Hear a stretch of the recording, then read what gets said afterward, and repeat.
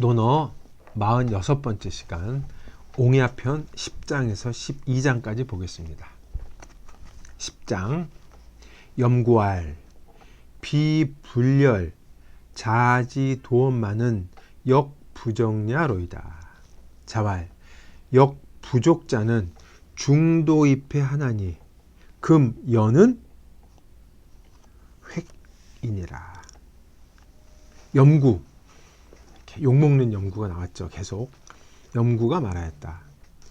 선생님의 도를 기뻐하지 않는 것은 아닙니다마는 힘이 부족합니다. 선생님께서 말씀하셨다. 힘이 부족한 사람은 중도에서 그만둔다. 지금 너는 한계를 긋고 있다. 중도입회란 말 사자성어처럼 많이 쓰죠, 그죠? 중도입회한다. 중간에서 그만둔다. 이게 간단하고 그렇지만 여기는 저는 좀 심각하게 읽을 사람 중에 하나인데, 이 부분은 9장에서 안회 얘기를 했죠.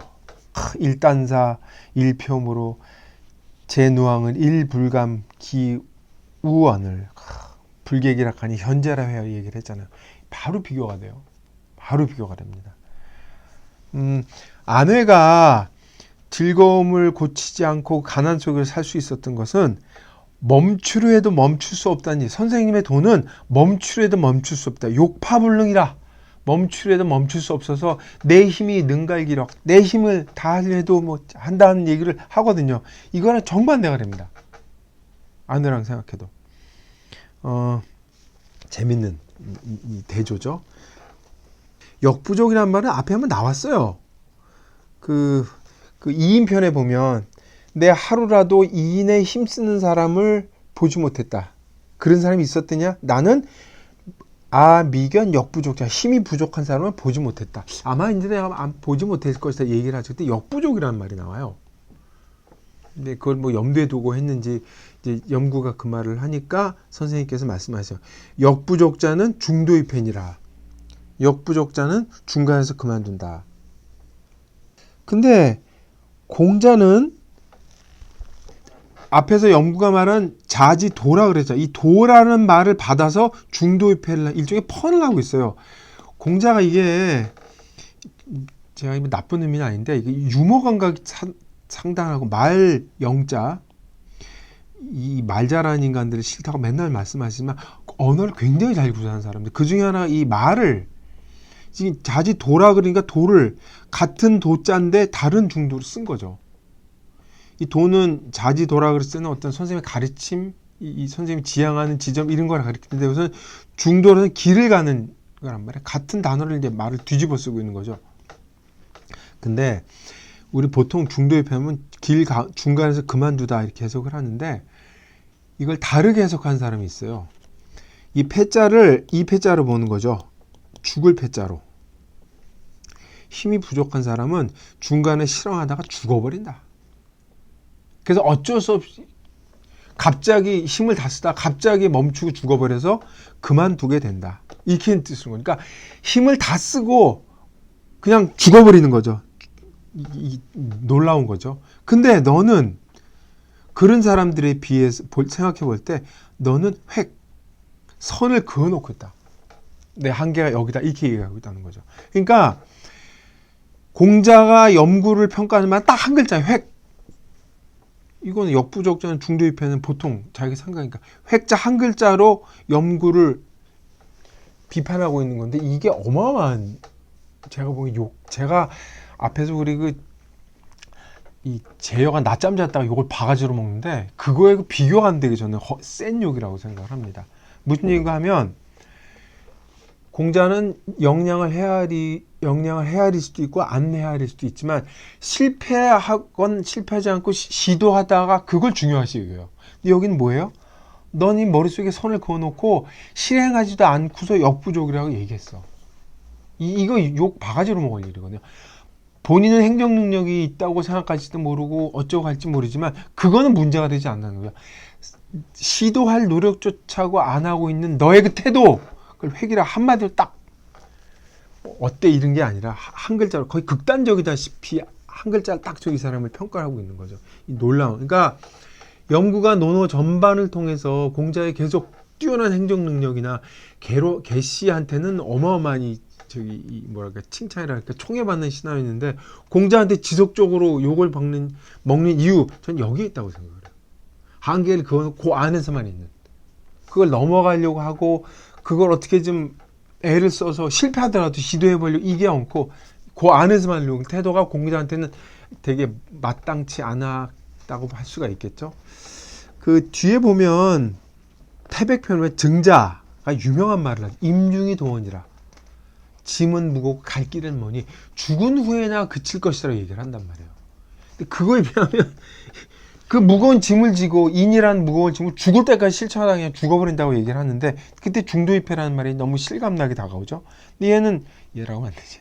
염구 이 양반은 중간에 선을 딱 하놓고 그 이상 안 해. 공자가 볼 때는 이건 진짜 저 막내뻘에 해당하는 이 증자 같은 사람도 그 가르침을 금방 간파했는데 그 뛰어난 능력 20년 동안 같이 몇십 년을 같이 생활한 제자가 이런 태도를 보이는 거에 대한 그런 게 이제 느껴지는 그런 얘기라고 할 수 있습니다.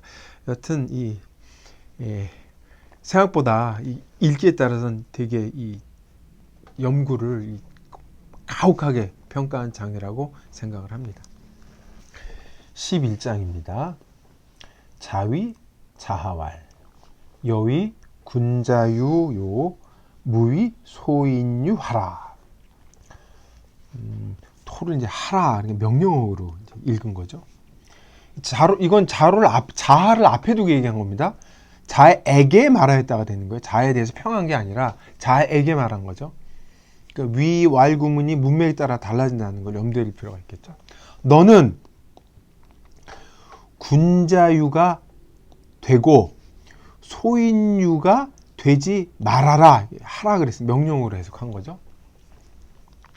너는 군자유가 되고 소인유가 되지 말아라 이렇게 된 거죠. 무슨 말이죠 이게? 군자유가 되고 소인유가 되지 마라. 좋은 뜻을 한 말이겠죠? 두 가지 해석이 있는 것 같아요. 첫째는 이제 유를 중심에 두고 해석을 하는 거죠. 유. 그래서 유에는 이제 선생이라는 뜻이 있어요. 백성을 가리키는 사람이라는 뜻이 있어서 군자유라고 하는 것은 큰 것을 알아서 이제 그 큰 것을 백성들에게 가리키는 전하는 사람이라는 뜻으로 해석을 한 거죠. 그러면 소인유는 그와 반대예요. 작은 것을 알고 작은 것을 전하는 사람이죠. 그러니까 그때는 군자와 소인이 정사의 문제가 아닙니다. 옳고 그름 이게 문제가 아니라 이때는 대소의 문제가 되는 거죠. 넌 큰 뜻을 품고 큰 걸 가리키는 사람이 돼야지 작은 걸 째째하게 무슨 기술적인 걸 가리키지 마라 이런 뜻이 된 거죠. 아마 자하가 이제 선생님의 제자가 돼서 이제 독립해 나간다 그럴까요? 나가서 뭐 학교를 세우고 가르치려고 그러니까 선생님이 너는 이제 군자가 되어서 사람들을 가르쳐야지 이 소인유는 되지 말아라 뭐 이런 뜻으로 얘기했다고 추론을 하는 것 같아요. 정당한 해석이죠. 두 번째는 군자 소인을 컨트라스트해서 보는 겁니다. 정반대의 뜻으로. 그러니까 이때 군자는 지향해야 될 가치관으로 이제 파악을 한 거죠. 군자의 방점을 당연히 두고 덕의 중심을 둔 군자가 되어야 한다 이런 뜻이죠. 이때는 유가 선생이라는 뜻이라기보다는 문헌 전문가 그리고 문헌에 담긴 문화를 담지한 사람. 그러니까 이때 그 군자유라는 건 공자가 그 뭐랄까 제자들을 가리킨 그때 떠오르는 계급으로서의 유계급이죠. 유계급으로서의 역사 존재로서의 뭐라 그럴까 역사성을 강조해서 군자유가 되어지 소인유가 되지 말 이렇게 해석하는 거죠. 이거 두 해석 어떻게 됐든 말은 돼요. 근데 군자유 소인유라는 용례가 여기 외에는 보이질 않습니다. 이게 공자가 한 말인가 유명하게 뭐 이게 사람들이 얘기를 하는데 군자유 소인유란 말은 후대 용례 거의 안 보여요. 그렇다면 이게 군자유 소인유가 묶어 다니는 게 아니라 이게 끊어서 읽어야 될 가능성이 아주 높은 거죠. 다른 사람의 견해를 보면 이게 한 개념이 아닐 수 있다는 것을 일단 주목을 첫 번째 하라고. 두 번째는 자아란 사람이 주목을 하는 거예요. 사람들은 지금 소인유 군자에 와 쏠려 있는데 여기서는 분명히 대상을 두고 얘기를 하고 있단 말이야. 여기 주어가 뭡니까? 너는 그리고 너는. 제가 앞에서 말씀드렸지 이건 주어가 아니라 화제어라 그래. 토픽. 다른 사람이 아니고 너에 대해서 얘기를 한단 말이야. 너에 대해서 문제는 지금 너한테 있기 때문에 나쁜 뜻이야. 네가 핵심이기 때문에 너에 관해서 일단 화제를 집중해보자. 근데 사람들이 위를 다 대부분 되다로 하잖아. 이걸 하다로 보는 거죠. 너는 군자유의 행동을 해라 이렇게라는 거예요. 그러면 군자유의 행동을 지금 다시 볼 필요가 있어요? 그러니까 여가 단순히 문법적 지시어가 아니라 토픽이 된 너에 대해서 얘기를 하자면 자아 너에 관련이 된 거에 대해서 얘기를 집중하자는 거죠. 이 유라는 건 뭐라 그러죠? 원래 의미는 문화 전통에 관련된 작업 또는 그 작업을 하는 사람이에요. 문화 전통과 관련되지만, 그러니까 이때 유는 공자가 훈련시켜서 완성시킨 공자화된 개념이 절대 아닙니다. 이전부터 내려오던 작업을 공자가 변모시켰는데 그 이전부터 내려오던 작업의 의미를 좀 더 많이 갖고 있는, 그러니까 문헌 전통을 다루고 그 문헌을 다뤄서 후대에 전해준 사람이라는 의미를 하는 거예요. 그럼 무슨 얘기인가 하면 너는 군자와 관련된 문화 전통에 종사를 해야지 소인들, 일반 백성들이 행동을 하는 문화 전통에 관련된 행동을 하지 말아라 이렇게 되는 거죠. 우리 자은 앞에서 나왔단 말이에요. 선생님이 교소촌의 미목 밤에 이게 무슨 말입니까? 그러니까 선생님 회사우서라고 얘기를 하잖아요. 시에 굉장히 많이 이 관심이 있었던 사람인데 시의 전통은 분명히 맞습니다. 공자 때는 시는 절대 고정된 텍스트가 아니었단 말이에요. 자아가 이 시경을 고정된 텍스트로 작업을 하는데 결정적인 역할을 했다는 견해가 있거든요. 그 무슨 뜻이냐면 시경에는 군자의 전통에 속하는 계열의 시가 있고 소인 계열에 속하는 시가 있습니다. 군자 계통은 조정의 예학이라든지 왕조의 역사를 다룬 것이고 소인들은 백성들의 애정생활이나 풍속을 다룬 시를 다룬 역할이란 말이에요. 아마 자하는 이때 작업을 했을 때 소인에 관계된 시적 작업을 했던 것일 것 같아요. 근데 공자는 시적 전통은 그게 다가 아니다. 고급 문화 계통도 있으니까 그 고급 문화 계통의 작업을 하는 것도 의미가 있을 것이다 라고 있는 거죠. 전 이것도 자아하고 연관시키면 상당히 말이 안 되는 건 아니라고 생각을 해서 이것도 귀담아 둘 필요가 있다고 생각을 합니다. 핵심은 군자유 소인유라는 용례가 안 보인다는 것. 그리고 군자 소인이 그 이후에 성립된 유덕자 무덕 아니면 그 지위가 있거나 없거나 덕이 있거나 없거나 하는 것으로 후대 고정된 의미로서가 아니라 이때 형성되는 과정이 있었기 때문에 그 형성되는 과정에 초점을 두고 읽으면 그 자아에 대한 언술로 충분히 설명이 가능하다고 생각을 합니다. 12장입니다. 자유위 무성제러니 자왈 여득인 언니호와 왈유 담대 멸명자하니 행불유경하며 비공사얻은 미상지어 언지실야러이다. 이 공자가 이제 저기 공자죠. 공변대 공자인데 이 공자가 아니라 이렇게 된 거죠. 원본 있습니다.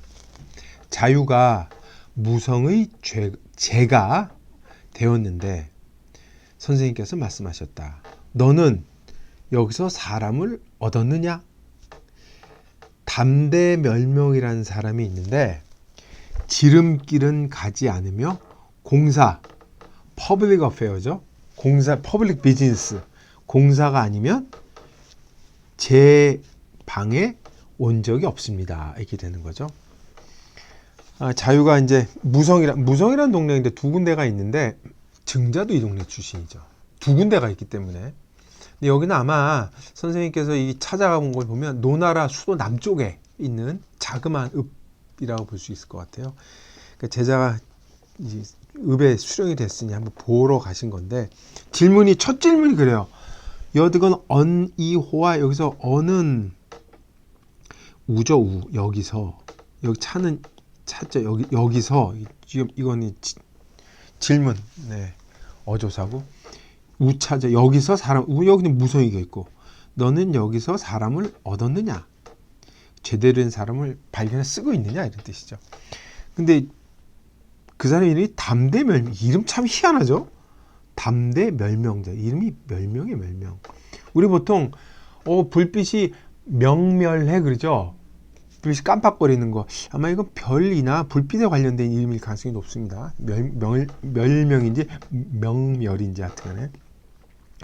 담대멸명은 공자 제자로 알려져 있습니다. 이 문헌에 보여요. 그러니까 담대멸명이라는 사람이 있으니, 이 사람이 굉장히 얼굴이 좀 이렇게 못생겼다 그러면 우락부락하고 인상이 좀 별로 좋지 않죠. 좋지 않은 사람인데 생긴 거에 비해서 이 길을 갈 때는 지름길로 가지 않고, 또 이 퍼블릭 어페어가 아니면 쓸데없이 저를 찾아오지 않습니다. 칭찬을 한 거죠. 이거 재밌는 얘기예요. 보통 공사가 있는데 일이 바쁘니까 어떻게 해요? 지름길은 와야 되거든. 근데 지름길 안 왔다는 거예요.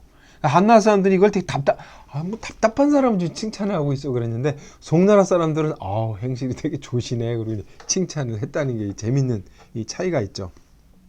담대멸명의 용모가 못생긴 걸 두고 얘기를 하는 게 다 이유가 있습니다. 뒤에 용모 문제가 지금 본격적으로 거론이 됩니다. 이게 굉장히 중요했어요, 당시에는. 여기서 뭐 특별히 할 얘기는 없는 것 같고, 공자가 무성의 제가 된 자유를 찾아와서 한 첫 번째 질문, 중요한 질문이죠. 첫 번째 질문이 아닐 수 없고 중요한 질문이 인재를 얻었느냐 얘기를 하고 있거든요. 그래서 어떤 학자는 여기서 뭐라 그럴까, 관료제의 등장이라고 그래야 되나요? 관료제의 등장을 읽는 사람들이 있어요. 그러니까 이게 옛날에는 그 왕의 소유였죠, 모든 국가가. 그래서 나라를 잃었느냐 안 잃었느냐를 임금에 대해서 평가를 할 때 나라를 잃었습니까 안 잃었습니까 얘기를 하는 게 임금 거라는 그 전제하에 얘기를 하고 있거든요. 근데 여기서는 자유가 무성의 제가 돼서 인재를 두고, 그 인재를 통해서 이 관리를 통해서 체계적으로 작동을 한다는 건, 관료체제가 시작된다는 거, 관료체제가 시작이 된다는 건 소유물로서의 국가나 토지 의식이 점점 변하고 있다는 걸로 읽는 사람이 있어요. 요거는 아마 뒤에 가서 다시 한번 언급이 될 텐데, 그런 생각으로 읽는 사람이 있다는 것만 언급을 해두겠습니다. 네, 이상 논어 46번째 강의를 마치겠습니다.